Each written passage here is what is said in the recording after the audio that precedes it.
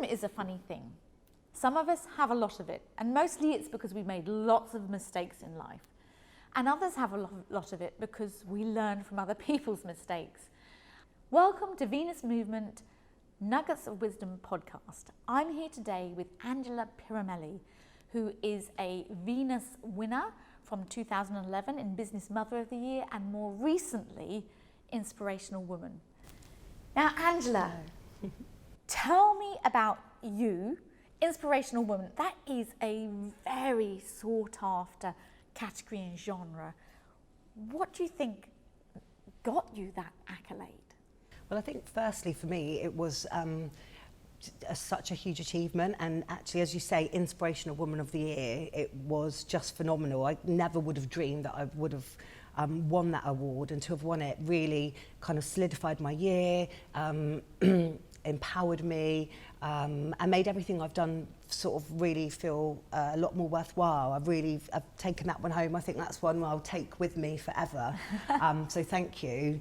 I think I got the award because I have done a lot of extracurricular activities. So I own and run a recruitment agency, but as part of that, I've always believed in supporting our community, but more so engaging with young people and helping and supporting them, whatever their background, to believe in themselves and to understand that they can achieve.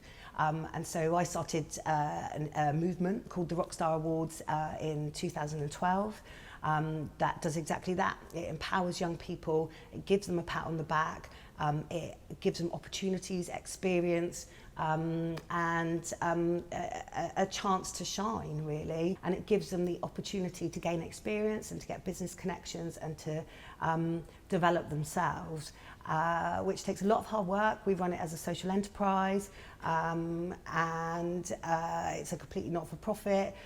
We've helped so many people. So I think that and the work that I do in the community contributed towards towards being the lucky winner of that award. So, I mean, I started the Venus Awards because I recognised that there was a gap in women being recognised for everything we're achieving. It wasn't about men versus women, about women getting the celebration and the recognition they deserve.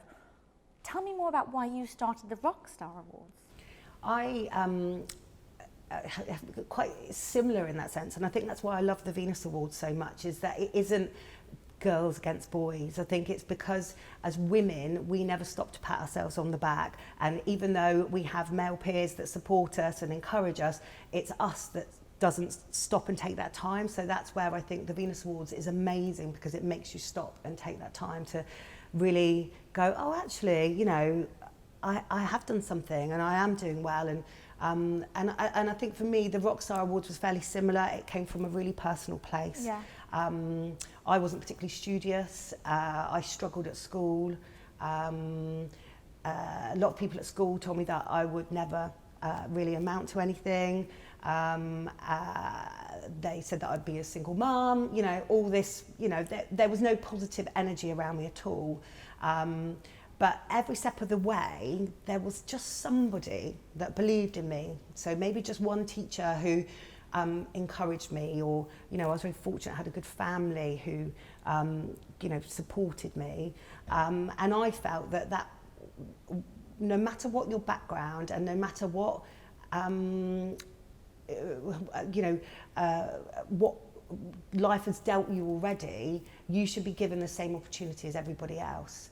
And I wanted to showcase and recognise young people and to help them along the way, as those small nuggets of people did for me. So that's where it came from. So who, that path takes me on to who has been your biggest influence? There have been so many. I've been very lucky. I was a single mum. I'm a single mum at 21, and I decided that was the day that my life completely changed, and that I decided that I was going to prove everybody wrong. And so a lot of people that have inspired me have actually been the people who didn't believe in me. Because yeah, well, what drives you? I think that was me? going to be my question Yeah. there. So yeah, so who, is there any one particular person that you think actually it's them that I want to prove wrong? Well, I've always wanted to prove my dad wrong. I'm Italian, and he's a very, I come from a very Italian background. You know, a lot of women are meant to be in the home, are still quite old-fashioned in southern Italy. They're not overly educated, and praise isn't something that is very openly given. Certainly not for girls anyway. So proving my dad wrong and proving my dad that as a woman you can be as successful, and as a single mum it doesn't change anything about me, all it does is drive me, has been a big driving force behind, you know, my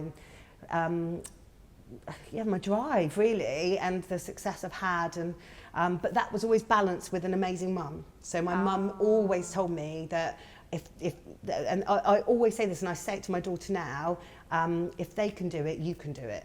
And you know, it started just with my driving test.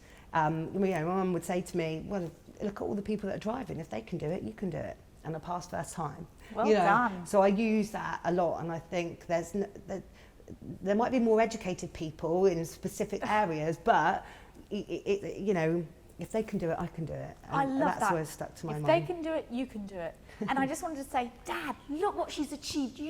If you're not proud, you blooming well should be. Thank you. So I read about you that you had type 1, you were diagnosed with type 1 diabetes. Type 1, that's the one that you're born with, isn't it? Or does it, tell me.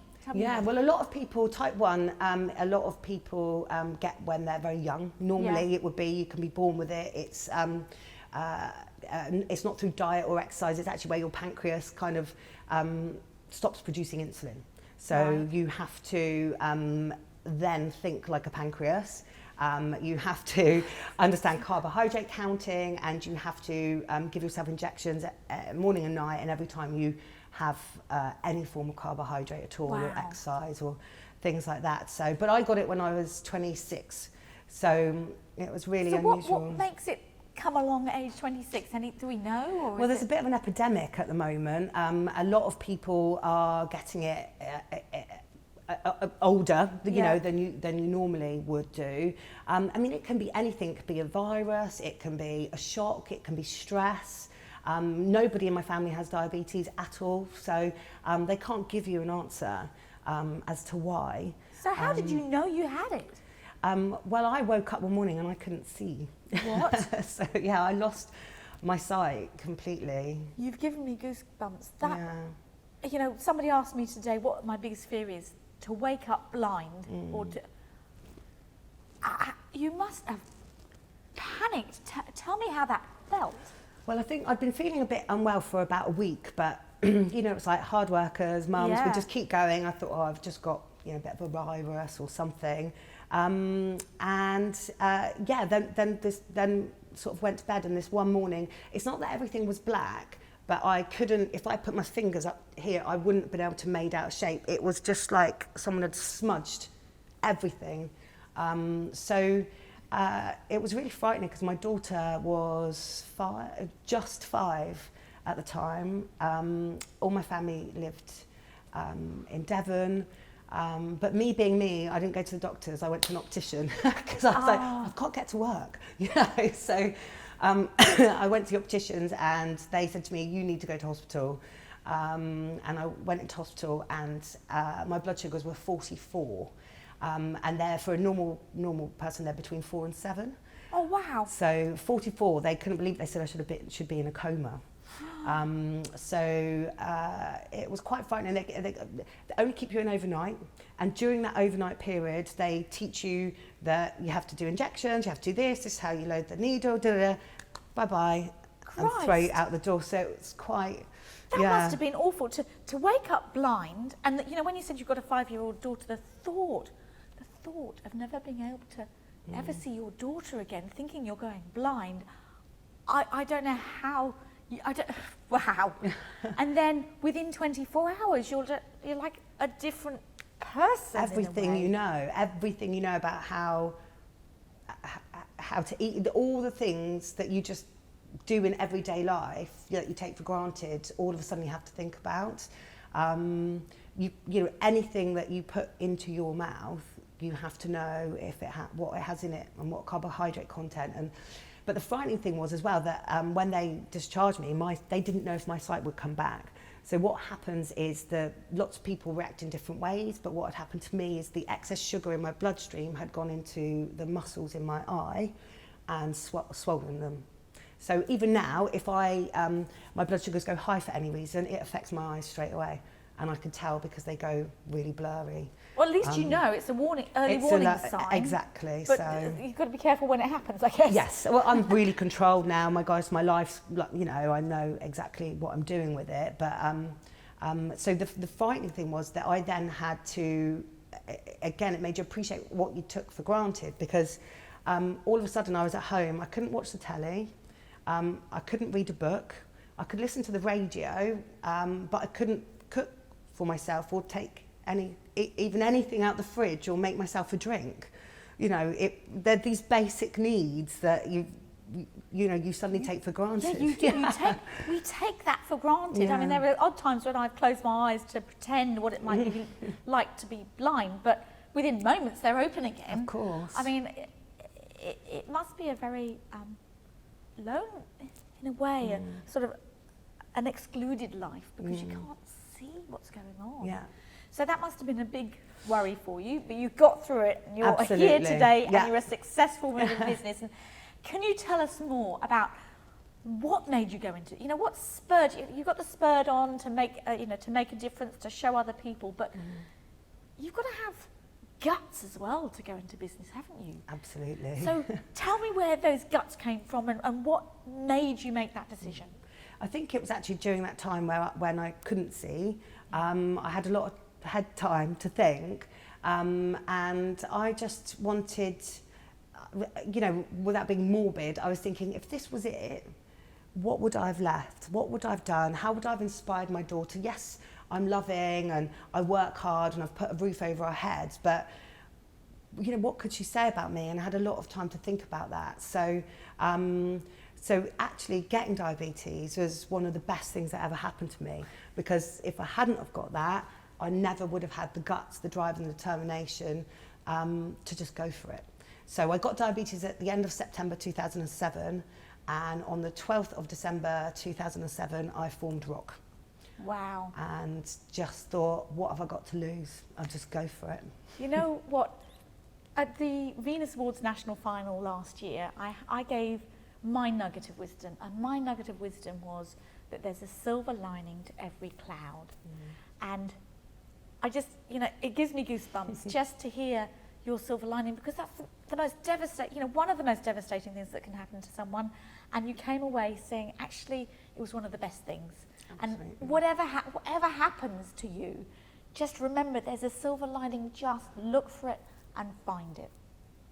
So, yes, back to the business. So you had this big change in your life, you were going to do something, and just decided to go for it. So at first I thought, well, I had never had the opportunity to pick up my daughter. She'd always been in nursery full time. So I thought, what I'll do is, I love recruitment. I wanted to do something different. I wanted to be very people focused, very caring, which is where Rock came from. Solid as a rock, solid, dependable, reliable, someone you can count on. I thought, well, I'll just do it from home. I'll get a couple of placements a month and I'll be able to be there for Mia. But yeah, that didn't happen quite that way.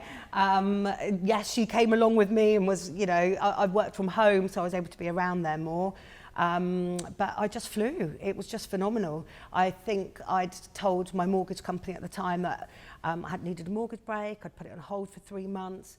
And I'll never forget, my first month I made £1,800, which was January 2008. And then February 2008, I made £15,000. So I just smashed it. So the first year I did 190,000. I made 90,000 profit. And that was all from home.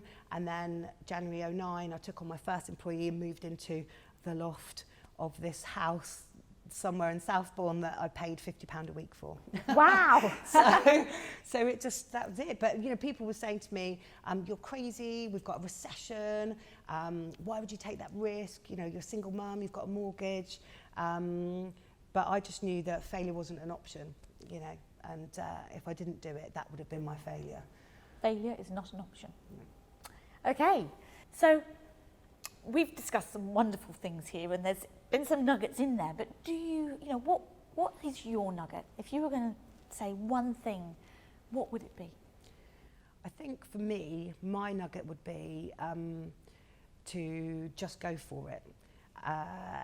The more people tell you not to do it, the more that drives me to do it. I really believe you can have your cake and eat it. You just sometimes have to find a different way of baking the cake, you know, to get it to fit right.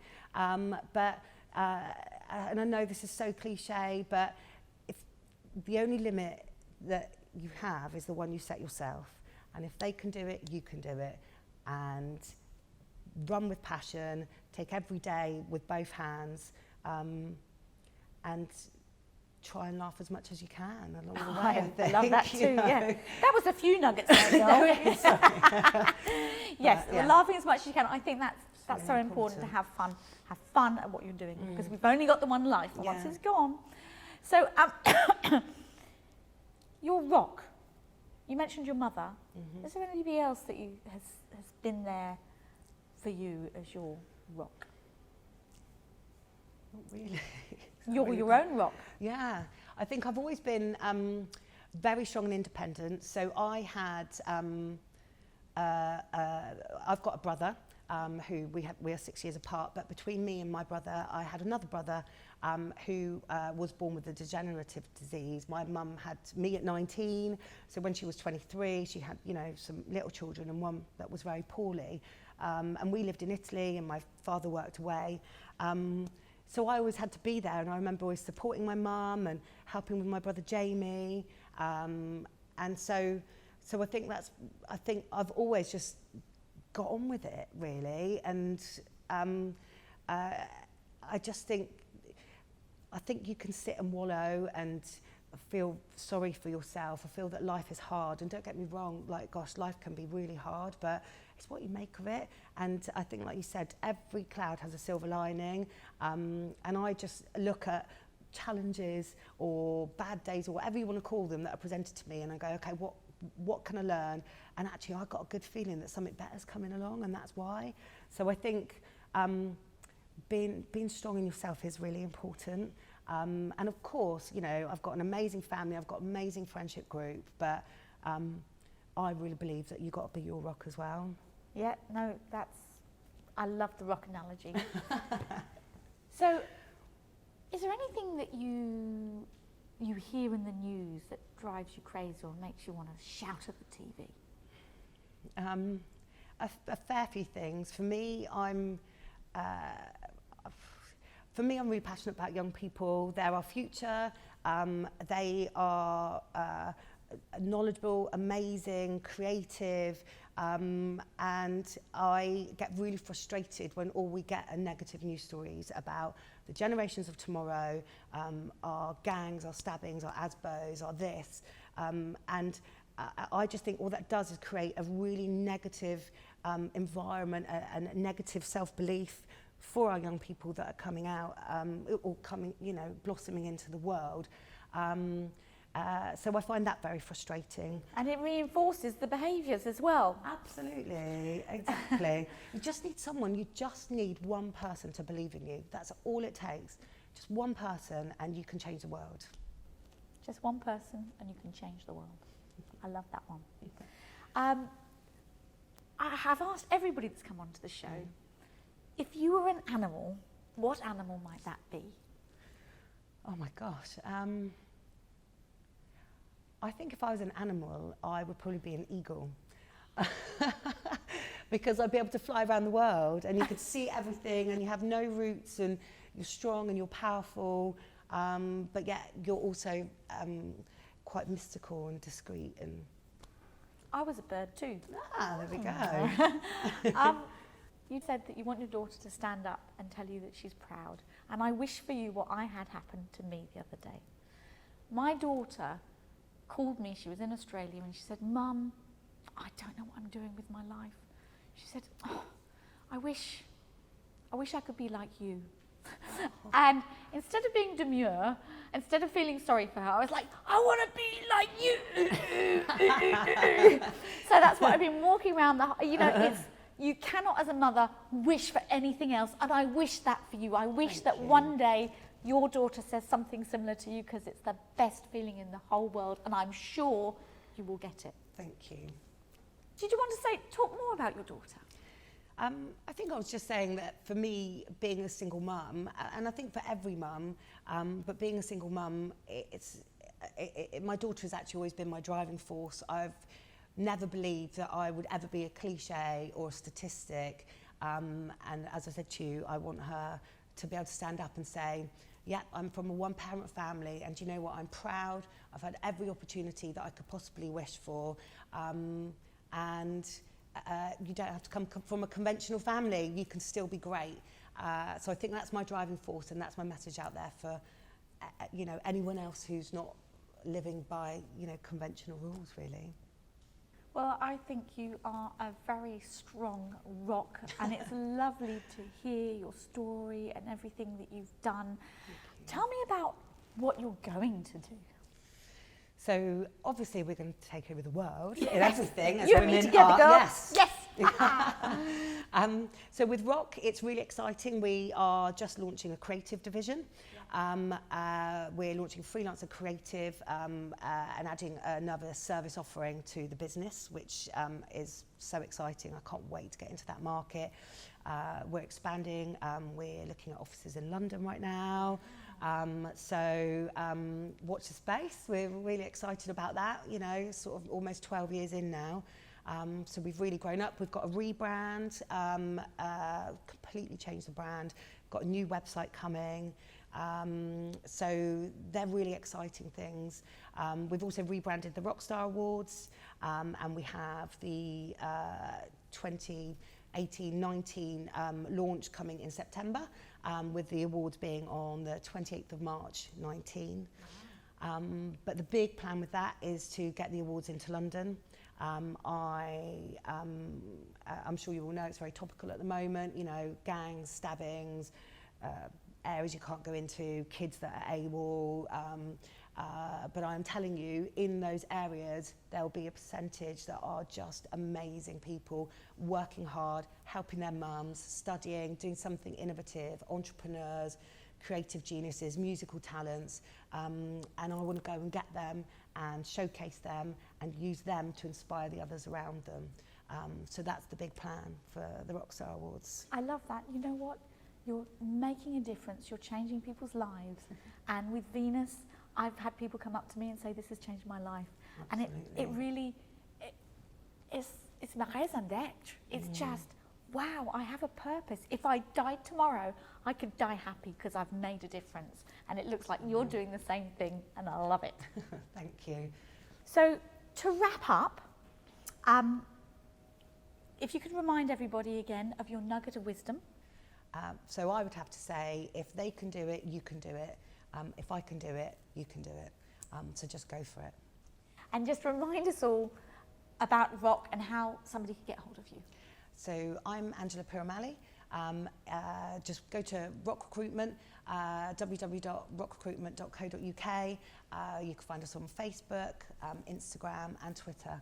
And just get in touch if you want to chat, you want some help, you want some career advice, you want to get involved. I'd love to hear from you. So we've been filming today at the new Madding Crowd in Bournemouth. It's a fantastic venue, and you've been listening to the Venus Awards Movement Nuggets of Wisdom podcast series, and looking forward to seeing you at the next one.